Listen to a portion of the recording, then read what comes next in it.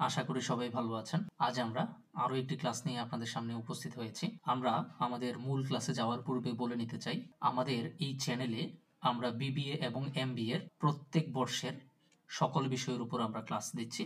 So ক্লাসগুলো পেতে আমাদের চ্যানেলের সাথেই থাকুন। আমাদের চ্যানেলটি সাবস্ক্রাইব করে রাখুন এবং সাথে থাকা বেল আইকনটি ক্লিক করে রাখুন। আজকে আমরা যেই অঙ্ক নিয়ে কথা বলবো তা হলো অনার্স প্রথম বর্ষের হিসাব বিজ্ঞানের নীতিমালা বিষয়ের খতিয়ান নিয়ে আলোচনা করব। খতিয়ানকে আমরা ইংরেজিতে বলি লেজার। এই খতিয়ান বা লেজার হিসাব বিজ্ঞান এবং ফিনান্স ও ব্যাংকিং বিভাগের তৃতীয় অধ্যায়ে আছে এবং ব্যবস্থাপনা বিভাগের চতুর্থ অধ্যায়ে আছে। আমরা ইতোপূর্বেই খতিয়ান সম্পর্কিত যে বেসিক ধারণা, সেই বেসিক ধারণা পূর্বের একটি ক্লাসে করে নিয়েছি। সো আজকে আমরা সরাসরি এই লেজারের একটি অঙ্ক করব। সো আমরা যে অঙ্কটা নিয়ে আজকে আলোচনা করব সেই অঙ্কটি এখানে নিচে দেওয়া আছে। যদি আপনারা খেয়াল করেন তাহলে দেখবেন এই হচ্ছে আমাদের আজকের অঙ্ক, যেটা নিয়ে আমরা আজকে আলোচনা করব। ঠিক আছে, সো এইটার একটা স্ক্রিনশট নিয়ে রাখেন। সো এখানে বলে নিতে চাই যে আমাদের এখানে যে প্রশ্নটি দেয়া আছে, এই প্রশ্নটিতে ইনস্ট্রাকশনের দিকে যদি আমরা তাকাই তাহলে আমরা দেখব প্রথম ইনস্ট্রাকশনে বলা হয়েছে জার্নালাইজ দ্য ট্রানজেকশন। ট্রানজেকশন মানে হচ্ছে লেনদেন। লেনদেনের কি দেওয়ার জন্য বলছে? জাবেদা করার জন্য বলছে। এবং দ্বিতীয় ইনস্ট্রাকশনে বলা হয়েছে পোস্ট দ্য লেজার অ্যাকাউন্ট। প্রথম এইতে যখন বলা হয়েছে জার্নালাইজ দ্য ট্রানজেকশন, আমরা আজকে জার্নালাইজ বা জাবেদা করব না। তার কারণ হচ্ছে ইতিপূর্বেই আমরা জার্নাল সম্পর্কিত 4-5টা ক্লাস করে ফেলেছি। সো আজকে যদি আমরা আবার জার্নাল নিয়ে আলোচনা করি, সো দেন আমাদের ভিডিওটা অনেক বড় হয়ে যাবে। সো আমরা সরাসরি কোথায় চলে যাব? আমরা সরাসরি লেজার নিয়ে আলোচনা করব। ঠিক আছে, সো এই হচ্ছে আমাদের অঙ্কটি। এটার স্ক্রিনশট অবশ্যই আশা করি রেখেছেন। আমরা এখন মূল আলোচনায় চলে যাব। সো এখানে দেখেন আমাদের এখানে পূর্বে থেকেই জার্নালগুলো করা আছে। সো আমরা জাস্ট জার্নালগুলো আপনাদেরকে দেখাচ্ছি। এই হচ্ছে আমাদের জার্নালগুলো। হ্যাঁ, সো যেহেতু ইনস্ট্রাকশন আমরা কোনটা করব, ইনস্ট্রাকশন বি হচ্ছে আমাদের আজকের মুখ্য আলোচনা। সো বি করার জন্য আমরা গত ক্লাসে বলেছিলাম যে যদি আমাদেরকে লেজার বা খতিয়ান করতে হয় তাহলে অবশ্যই আমাদের আগে কি করা থাকতে হবে? জাবেদা করা থাকতে হবে। জাবেদা করা ছাড়াও করা যায়, তবে সেটা ভুল হওয়ার সম্ভাবনা থাকে। মুখে মুখে করাই যায় যদি এক্সপার্ট হওয়া যায় আর কি। সো আমরা কি করব?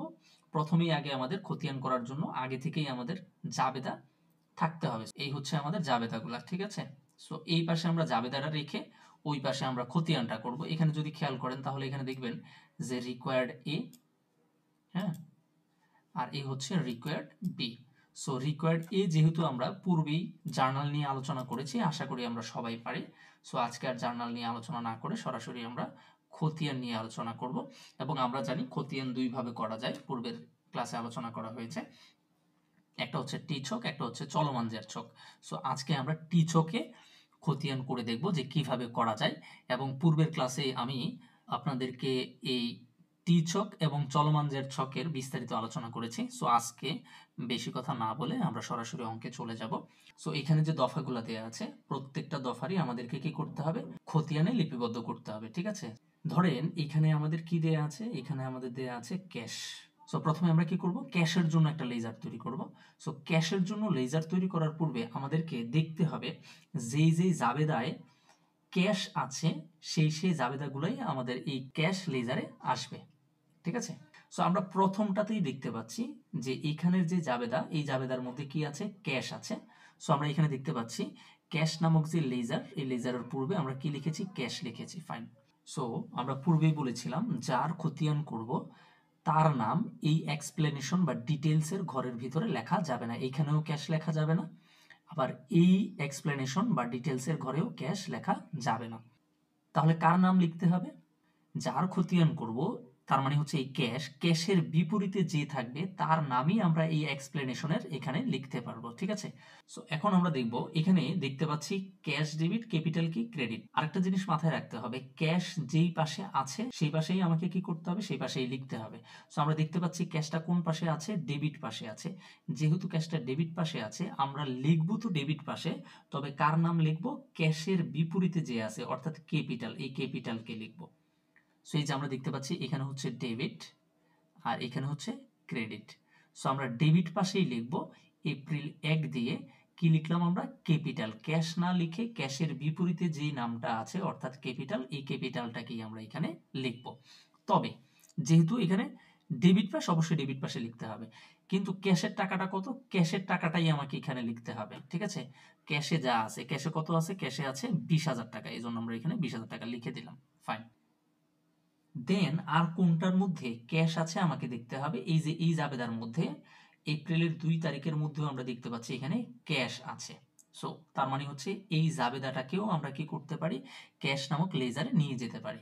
তবে এখানে আজকে দেখতে পাচ্ছি ক্যাশটা কোন পাশে আছে, ক্যাশটা আছে ক্রেডিট পাশে। যেহেতু ক্যাশটা ক্রেডিট পাশে আছে, সো আমাদেরকেও লিখতে হবে কোন পাশে, ক্রেডিট পাশেই লিখতে হবে।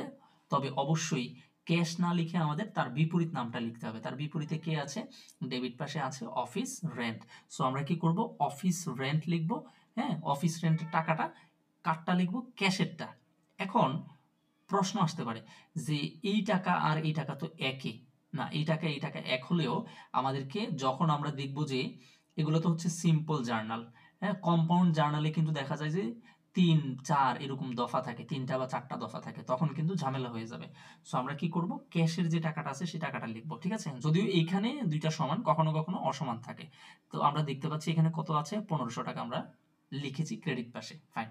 তারপরে আমাদেরকে দেখতে হবে যে ক্যাশ আর কোন জাবেদাটার মধ্যে বা কোন লেনদেনের মধ্যে আছে। আমরা দেখতে পাচ্ছি 3-এ কোথাও ক্যাশ নেই। তারপরে হচ্ছে এপ্রিল 10-এও আমরা দেখতে পাচ্ছি এখানেও কোনো ক্যাশ নেই, অ্যাকাউন্টস রিসিভেবল এবং সার্ভিস রেভিনিউ ক্যাশ নেই। আমরা আর দেখতে পাচ্ছি 11 নম্বরে এখানে ক্যাশ দেখতে পাচ্ছি, আর তার বিপরীতে দেখতে পাচ্ছি আর্ন অ্যান্ড সার্ভিস রেভিনিউকে। সো এখন যেহেতু ক্যাশটা ডেবিট পাশে আছে, সো আমাদেরকে লেজারে নিয়ে কোথায় লিখতে হবে, ডেবিট পাশেই লিখতে হবে।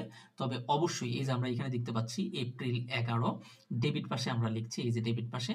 এখানে ক্যাশের বিপরীতে কে আছে, আর্ন অ্যান্ড সার্ভিস রেভিনিউ, ঠিক আছে। আচ্ছা, ডেবিট পাশে কেন লিখলাম, যেহেতু ক্যাশ ডেবিট পাশে সেহেতু ডেবিট পাশে লিখলাম, ঠিক আছে। আর ক্যাশের টাকা কত ছিল, 1000 টাকা, আমরা এখানে 1000 টাকা লিখে দিলাম, ফাইন। দেন আমাদেরকে দেখতে হবে আর কোথাও কি ক্যাশ আছে কিনা। আমরা 20 তারিখে ক্যাশ দেখতে পাচ্ছি কোন পাশে, ডেবিট পাশে। সো আমরা ডেবিটে লিখবো, তবে কার নাম লিখবো, সার্ভিস রেভিনিউ লিখবো। আমরা দেখতে পাচ্ছি এপ্রিল 20 ডেবিট পাশে লেখা হয়েছে সার্ভিস রেভিনিউ, এবং টাকাটা কত লিখবো আমরা, 2100 লিখবো। এই হচ্ছে আমাদের 20 তারিখ পর্যন্ত আমরা জাবেদা থেকে কোথায় নিয়ে গেলাম, লেজারে নিয়ে গেলাম। আমরা 30 তারিখেও দেখতে পাচ্ছি ক্যাশ আছে, তবে ক্যাশটা কোথায় আছে, ক্যাশটা আছে ক্রেডিট পাশে। সো আমরা ক্রেডিটে নিয়ে লিখবো, তবে কার নাম লিখবো, আমরা লিখবো স্যালারিজ এক্সপেন্সের নাম। সো আমরা ক্রেডিট পাশে দেখতে পাচ্ছি এপ্রিল 30-এ স্যালারি এক্সপেন্সেস লেখা আছে, টাকাটা কত, 2800 টাকা, ঠিক আছে। টাকাটা হচ্ছে 2800। সো আমরা এখানে দেখতে পাচ্ছি 2800 টাকা লেখা হয়েছে, ফাইন। দেন আমরা দেখব আর কোথাও ক্যাশ আছে কিনা। আমরা আরো একটা 30 তারিখ দেখতে পাচ্ছি, এই 30 তারিখেও আমরা ক্যাশকে কোথায় দেখতে পাচ্ছি, ক্রেডিট পাশে দেখতে পাচ্ছি। সো আমরা লিখবো ক্রেডিট পাশে, বাট কার নামটা লিখবো, লিখবো আমরা অ্যাকাউন্টস পেয়েবল। এখানে আবারও একটা ছোট করে কথা বলে রাখি, সেটা হচ্ছে যার লেজার করব, যার খতিয়ান করব, সে জাবেদায় কোন পাশে আছে সেটা আমাদেরকে দেখতে হবে। সে যে পাশে আছে সে পাশে গিয়ে লিখবো। ক্যাশ যদি ওই জাবেদায় ডেবিট পাশে থাকে তাহলে আমাকে ডেবিট পাশে এনে লিখতে হবে, ক্যাশ যদি ক্রেডিট পাশে থাকে আমাকে ক্রেডিট পাশে এসে লিখতে হবে। তবে ক্যাশ না লিখে ক্যাশের বিপরীতে যে থাকে, যে নামটা থাকে সেটা আমাদেরকে লিখতে হবে, ফাইন। সো এখানে 30 তারিখে আমরা ক্যাশ দেখতে পাচ্ছি ক্রেডিট পাশে আছে। সো আমরা তার বিপরীতে আছে অ্যাকাউন্টস পেয়েবল, আমরা 30 তারিখে অ্যাকাউন্টস পেয়েবল লিখবো ক্রেডিট পাশে, এবং আমরা টাকাটা লিখবো কত, 2400 টাকা। সো আমরা দেখতে পাচ্ছি আর ক্যাশ রিলেটেড আর কোনো জাবেদা নেই এখানে, ঠিক আছে। সো মোটামুটি আমাদের যতগুলো ক্যাশ লেজারে নেওয়ার কথা ছিল সবগুলো ক্যাশকেই আমরা লেজারে নিয়ে গেছি, হ্যাঁ। সো এখন আমাদের যোগ বিয়োগ করার পালা, আমাদের ব্যালেন্স সিডিবিডি বের করার পালা আর কি। আমাদেরকে দেখতে হবে কোন পাশের টাকাটা বেশি, হ্যাঁ। সো এখানে আমরা দেখতে পাচ্ছি 20, 1 এবং 2, তার মানে হচ্ছে 23,100, হ্যাঁ। আর এখানে কত টাকা, এখানে হচ্ছে এই 3টা, এই উপরের 3টা, কারণ এই 16,400 টাকা তো আমাদের এখানের না, ঠিক আছে। সো আমরা এখানে দেখতে পাচ্ছি 1500, 2,800 আর 2,000 400। সো সবগুলো যোগ করলে কিন্তু 23,000-এর বেশি হয় না। আমাদের নিয়মটা হচ্ছে যেই পাশের টাকা বেশি হবে সেই পাশের টাকা যোগ করে আগে নামাতে হবে। তো আমরা এখানে দেখতে পাচ্ছি এই পাশের টাকাটা বেশি। সো আমরা এই পাশের টাকাটা আগে কি করলাম, 23,000 টাকা এখানে নামিয়ে ফেললাম। আচ্ছা, আরো একটা জিনিস মাথায় রাখতে হবে যে যেই পাশের টাকা বেশি সেই পাশের টাকা আগে নামাবো, দেন সেই টাকাটাই আবার বিপরীত পাশে নিয়ে যাব। এখানে 23,100 টাকা লিখে এই 23,100 টাকা আবার কোন পাশে লিখলাম, আমরা ক্রেডিট পাশে লিখলাম। এখন খেয়াল করে দেখবো আমরা এই 23,100 থেকে যদি উপরের টাকাগুলো আমরা বাদ দিই, তাহলে আমরা যে টাকাটা পাবো সেটা হবে এখানে ব্যালেন্স সিডি। সেখানে সেই টাকাটা এখানে কি হবে, ব্যালেন্স সিডি হবে। ঠিক আছে, ব্যালেন্স সিডি। ওকে, সো আমরা দেখতে পাচ্ছি এখানে 23,100 টাকা ছিল। এই 23,100 টাকাকে আমরা কি করব, 23,100 টাকা থেকে আমরা 1,500, 2,800 এবং 2,400-কে আমরা বিয়োগ করে দেব। যদি আমরা এই তিনটাকে বিয়োগ করে দেই, আমি জাস্ট একটু মুছে নিচ্ছি বোঝার সুবিধার্থে। এই তিনটাকে যদি 23,100 থেকে বিয়োগ করে দেই, তাহলে আমাদের হাতে আর থাকে কত, 16,400। যেই টাকাটা থেকে যায় অতিরিক্ত সেটাকেই আমরা কি বলবো, ব্যালেন্স সিডি বলবো।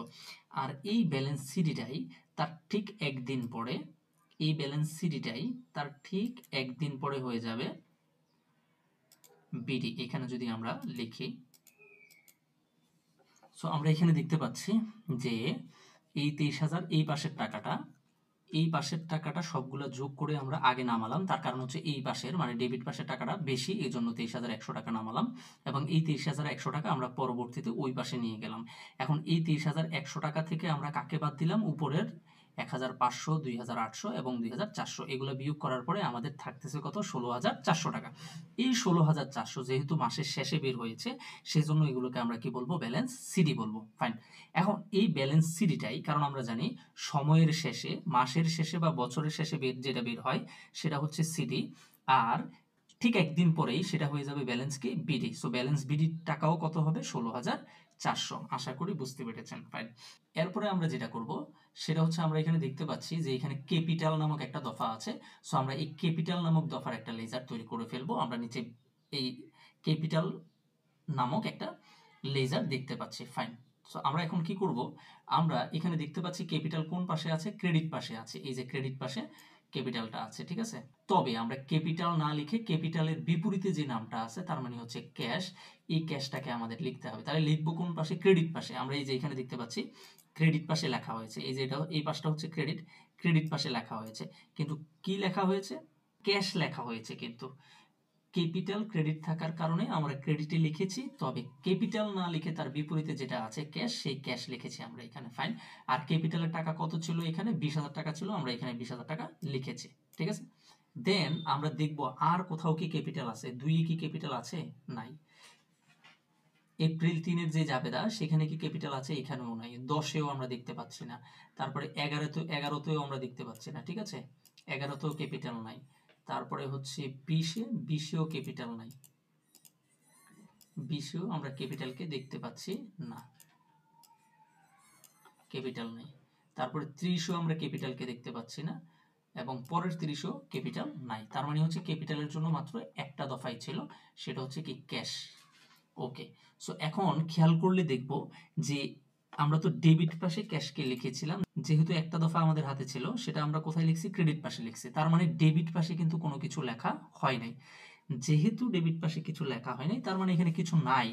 যেহেতু শুধুমাত্র ক্রেডিট পাশেই 20,000 টাকা আছে, তার মানে কি ক্রেডিট পাশে টাকা বেশি, অবশ্যই বেশি। এই জন্য ক্রেডিট পাশে টাকাটা আগে নামাবো 20,000। আর আমরা জানি যে পাশের টাকা বেশি সেই পাশের টাকা নামিয়ে তার ঠিক বিপরীত দিকে নিতে হবে। সো এই 20,000 টাকাই আমরা তার বিপরীত দিকে নিয়ে গেলাম। এখন যেহেতু উপরে, এটা তো পরে লেখা হয়েছে, এখন যেহেতু এই 20,000 ছাড়া উপরে আর কোনো এখানে কোনো এন্ট্রি নাই, সেহেতু বিয়োগ করার মতো আমাদের কাছে কিছু নাই। এর মানে হচ্ছে উপরে কি ছিল, জিরো ছিল। কি ছিল, জিরো।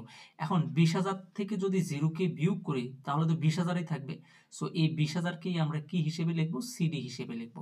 কারণ আমরা জানি বিয়োগ করার পরে যে টাকাটা থাকে সেটাই হচ্ছে কার টাকা, সিডির টাকা। এটা হচ্ছে এপ্রিল 31-এ দেখাতে হবে, যেহেতু পুরো মাস জুড়ে আর কোনো ক্যাপিটাল আসে নাই। ঠিক আছে, বা আমরা এখানে ক্যাপিটালের দফাও দেখি নাই। সো এটাই হচ্ছে আমাদের কি, ব্যালেন্স সিডি। আর আমরা এও জানি যে সিডির টাকাটাই ঠিক একদিন পরে কি হয়ে যাবে, বিডি হয়ে যাবে। তো এখানে একটু খেয়াল করেন, পূর্বের ক্যাশের খতিয়ানটা যখন আমরা করেছিলাম তখন আমরা দেখতে পেয়েছিলাম যে ব্যালেন্স সিডিটা কোন পাশে, ক্রেডিট পাশে ছিল, কিন্তু আজকের ব্যালেন্স সিডিটা কিন্তু কোন পাশে আছে, ডেবিট পাশে আছে।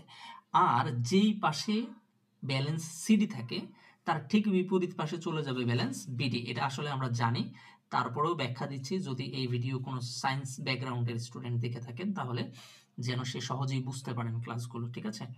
ওকে, সো আমরা এখানে লিখে ফেললাম।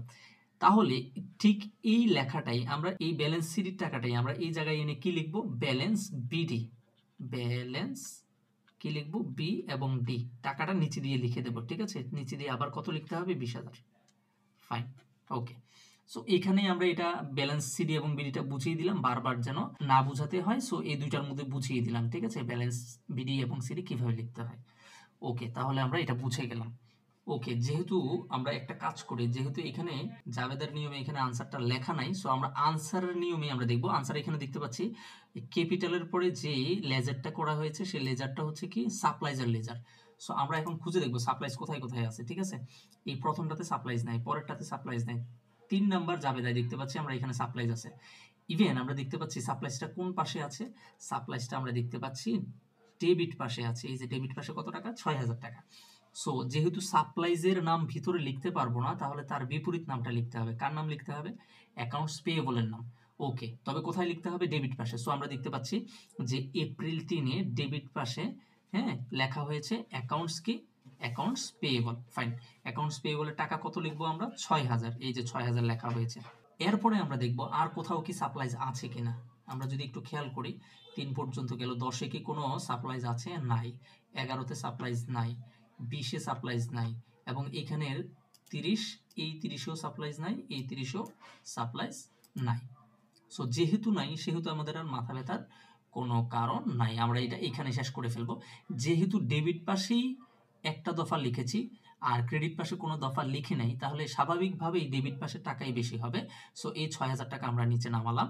সাথে সাথে নামানোর পরে আমরা জানি যে এই টাকাটা অপর দিকে নিয়ে যেতে হয়। যেহেতু উপরে কিছু ছিল না, তার মানে জিরো ছিল।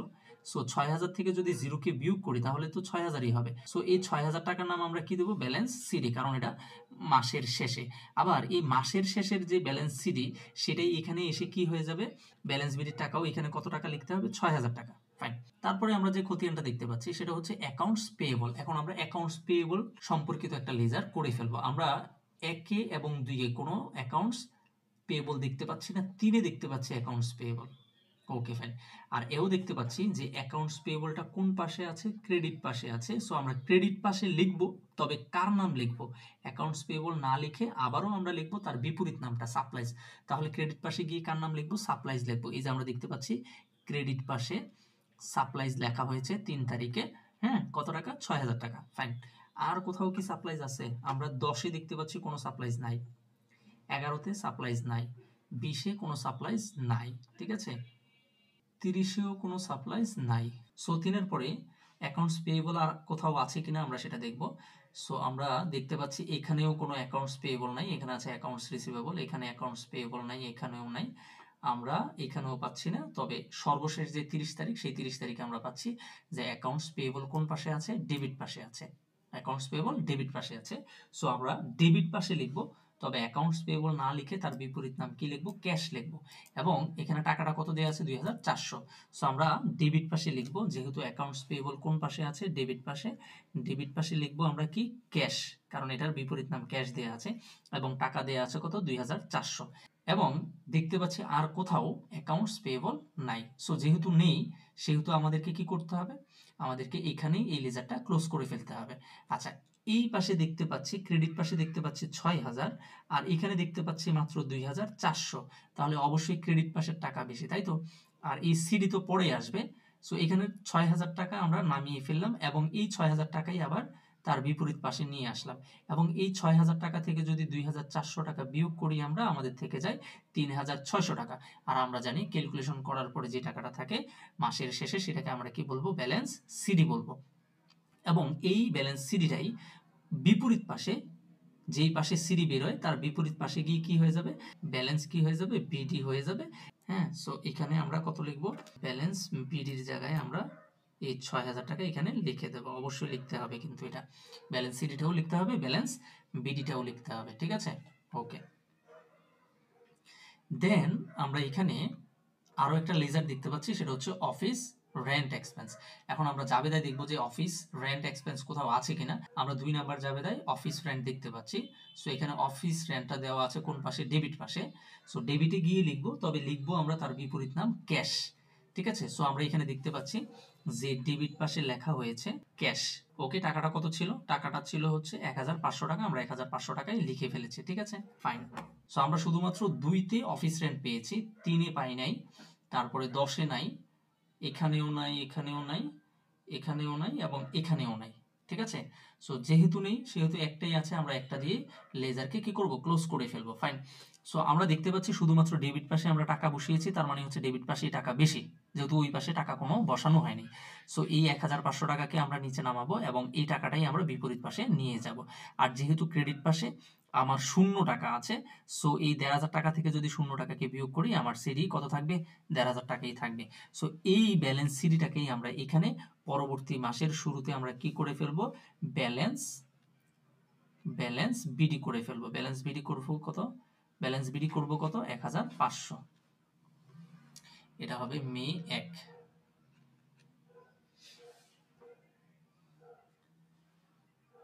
ফাইন।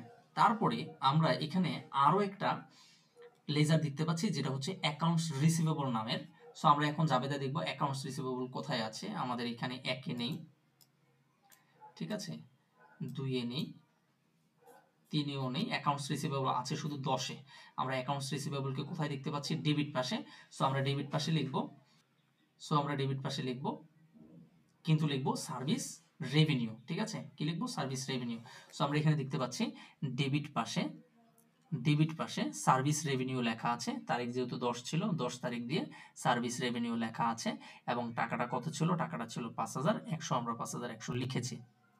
এবং অ্যাকাউন্টস রিসিভেবল কি আর আছে কিনা আমরা যদি দেখি, 11-তে অ্যাকাউন্টস রিসিভেবল নাই, তারপরে এখানেও নাই, এখানেও অ্যাকাউন্টস রিসিভেবল নাই, এখানেও অ্যাকাউন্টস রিসিভেবল নাই, তার মানে একটাই। সো আবার আগের নিয়মেই আমরা করব। আগের নিয়মে কি করব? আমরা এই 5,100 টাকাকে লিখে ফেলবো, যেহেতু ওই পাশে কোনো টাকা নাই, তাহলে এই পাশের টাকাই বেশি এবং এই পাশের টাকা নামিয়ে আমরা ওই পাশে নিয়ে যাব, ঠিক আছে? এবং যেহেতু ক্রেডিট পাশে কোনো টাকা আমরা বসাতে পারি নাই, তার মানে ক্রেডিট পাশের ব্যালেন্স কিছুই না, 0। সো এই 5,100 থেকে যদি আমরা 0কে বিয়োগ করি, তাহলে ব্যালেন্স সিডি কত থাকবে? 5,100ই থাকবে। এবং এই টাকাটাকেই আমরা বিপরীত পাশে ব্যালেন্স কি দিয়ে লিখব? ব্যালেন্স বিডি দিয়ে লিখব, ঠিক আছে? কারণ আমরা জানি যেই পাশে সিডি বের হয় তার বিপরীত পাশে কি হয়? বিডি হয়। সো কত টাকা? 5,100 টাকা। এই হচ্ছে আমাদের অ্যাকাউন্টস রিসিভেবল নামক যে লেজার আছে, লেজারের কাজ সম্পন্ন। দেন আমরা আরো একটা দেখতে পাচ্ছি সার্ভিস রেভিনিউ, ঠিক আছে? সো আমরা দেখব সার্ভিস রেভিনিউ কোথায় আছে। সার্ভিস রেভিনিউ এখানে আমরা 20 তারিখে একটা সার্ভিস রেভিনিউ দেখতে পাচ্ছি, হ্যাঁ? আচ্ছা, আমরা 20 তারিখের আগে 10 তারিখেও একটা সার্ভিস রেভিনিউ দেখতে পাচ্ছি, এই যে service revenue. So service revenue কোথায় আছে? ক্রেডিটে, কিন্তু আমরা নাম লিখবো কার? অ্যাকাউন্টস রিসিভেবলের। সার্ভিস রেভিনিউ যেহেতু ক্রেডিট পাশে লিখবো। সো আমরা দেখতে পাচ্ছি ক্রেডিট পাশে গিয়ে এপ্রিল 10 লেখা হয়েছে এবং যেহেতু সার্ভিস রেভিনিউর কাজ করছি আমরা, সো সার্ভিস রেভিনিউ না লিখে তার বিপরীতে কে আছে?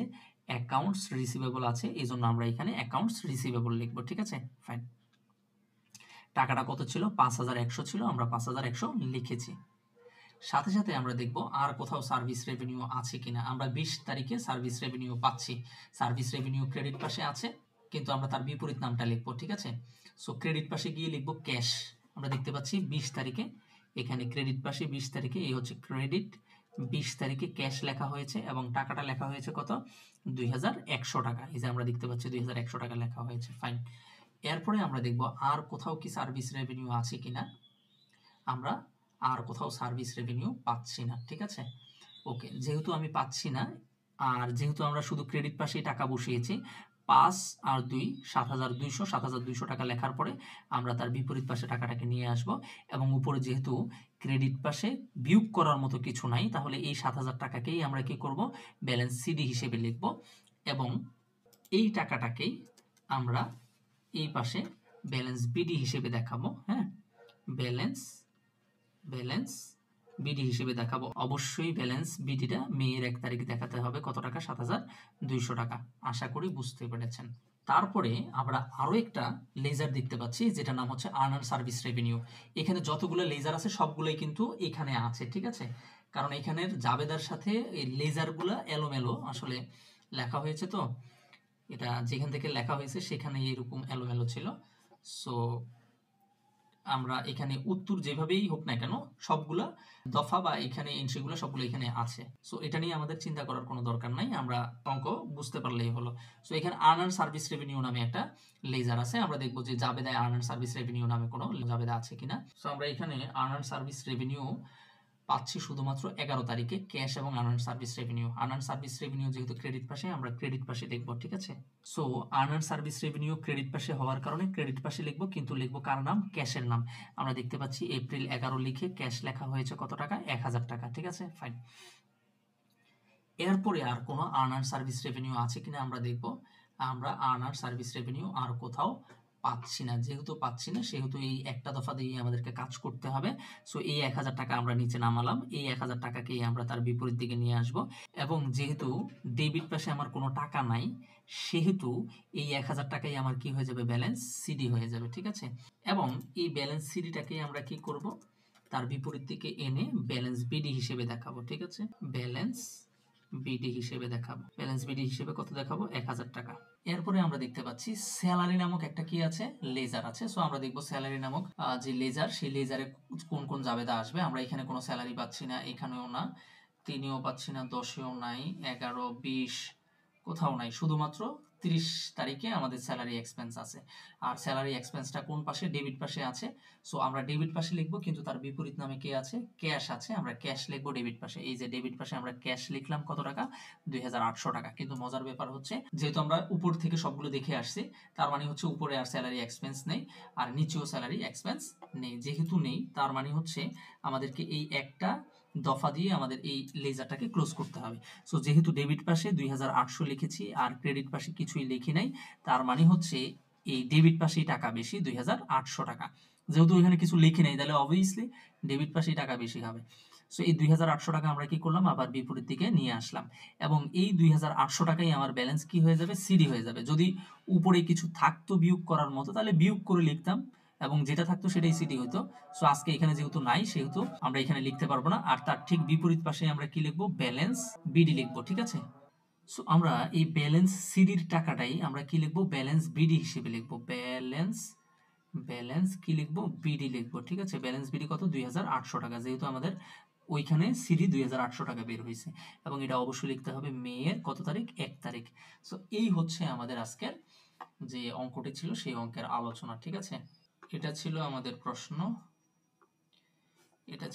প্রশ্ন। আর এখানে এই খতিয়ানগুলো এখানে আমরা দেখে নেই একটাবার। হ্যাঁ, তাহলে খতিয়ান এখানে কয়টা হলো? খতিয়ান হলো ক্যাশের একটা, ক্যাপিটালের একটা, 2টা, সাপ্লাইস 3টা, অ্যাকাউন্টস পেয়েবল 4টা, অফিস রেন্ট 5টা, অ্যাকাউন্টস রিসিভেবল 6টা, সার্ভিস রেভিনিউ 7টা, আর্ন অ্যান্ড সার্ভিস রেভিনিউ 8টা, এবং স্যালারি এক্সপেন্স হচ্ছে 9টা। এই টোটাল 9টা খতিয়ান বের হয়েছে, ঠিক আছে? সো আজকের এই ভিডিওর মাধ্যমে আশা করি আপনাদের খতিয়ান সম্পর্কিত সকল জটিলতা সমাধান হবে। সো আশা করি ক্লাসটি ভালো লেগেছে। যদি কোথাও বুঝতে সমস্যা হয় অবশ্যই কমেন্টের মাধ্যমে জানাবেন, আর আমাদের এই চ্যানেলের সাথেই থাকুন, তাহলে প্রত্যেকটি বিষয়ের প্রত্যেকটি অধ্যায়ের আমরা ক্লাস দেব। অবশ্যই আপনারা সেগুলো প্লেলিস্ট আকারে দেখবেন। হ্যাঁ, আপনি যদি জাবেদা করতে চান তাহলে জাবেদার প্লেলিস্টে যাবেন, খতিয়ান করতে চাইলে খতিয়ানের প্লেলিস্ট, অর্থাৎ যেই প্লেলিস্টে যে অঙ্কগুলো দেওয়া আছে বা ক্লাসগুলো দেওয়া আছে সেগুলো দেখে নেবেন। তো আগামী কোনো ক্লাসে আপনাদের সাথে দেখা হবে।